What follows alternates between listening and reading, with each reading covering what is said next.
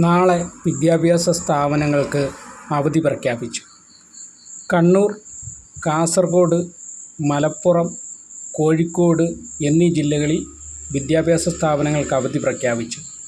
Kasaragod professional കോളേജുകൾ ഒഴികെയുള്ള സ്ഥാപനങ്ങൾക്കാണ് അവധി പ്രഖ്യാപിച്ചിരിക്കുന്നത്.